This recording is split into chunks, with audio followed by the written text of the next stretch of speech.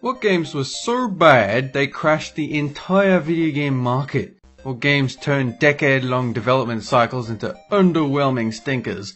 Here are 15 of the biggest video game flops you will ever see. I'm Danger Dolan, and today I will be your narrator. Number 15. In 2006, IGN named Okami their Game of the Year. It's a beautiful game with fun gameplay, compelling story, and art that is truly one of a kind, even a decade later. The original release of the game maintains a score of 93 on Metacritic, and yet nobody cared. It sold less than 600,000 units worldwide, earning it a Guinness World Record for least commercial successful Game of the Year winner. Number 14. Shenmue's greatest misfortune is that it was a Dreamcast game. Like Okami, Shenmue is beloved and critically acclaimed with sky-high production values. Actually, the production values are a bit too high. Shenmue cost $70 million to make, but only sold a little over 1 million copies. That's not terrible for a Dreamcast game, but it's way less than what Sega needed to turn a $70 million game into a profit. Number 13.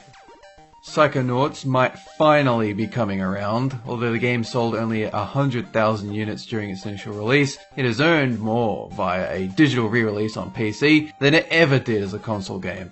Now the quirky Double Fine property has a new lease on life, with a VR game and a sequel coming in the near future apparently. Still though, those initial sales basically drove Majesco out of the video game publishing market. Number 12. Sega and Platinum Games teamed up to create a masterpiece in Bayonetta. And hey, Mad World was pretty good too. But Mad World had the misfortune of being an action game beat 'em up on the Wii with motion controls. That's just too much waggle. The game sold 123,000 units in the first 6 months and now populates a number of Wii games actually worth playing lists. Number 11. There are plenty of video game console flops that are well known, like the Virtual Boy, the Ouya, the Wii U, the Sega Saturn, the N-Gage, and countless others. But the Atari Jaguar deserves a special mention. The Jaguar was a 64-bit system that came out while the Super Nintendo and Sega Genesis were duking it out, and it blew both of them away in terms of power. However, Atari sort of forgot that people want games with their console. Jaguar was sunk by a sea of garbage games and a total lack of a compelling title to drive interest. Atari itself also went down with the ship, never creating a home console again. Which is more advanced? Jaguar! Jaguar! Jaguar! Bullshit. Number 10. Hey, you guys remember when Sony saw the success of the Wii and hastily cobbled together the 6-axis controller? And then they tried to convince us that motion controls in a normal controller are a good idea, and they should design games around it. Yeah, Lair remembers too. The short version is, the game that was supposed to show off the 6-axis controller didn't work properly, and nobody bought it. It was an embarrassment. And then Sony still decided to make the PlayStation Move, which would have a spot on this list if not for it being rescued by PSVR. Number 9.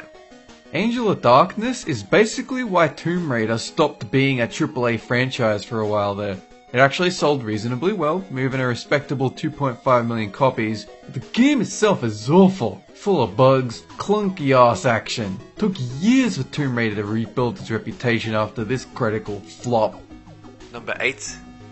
Sometimes games take a long time in development because the team is trying to polish every aspect of the game to make sure it's perfect.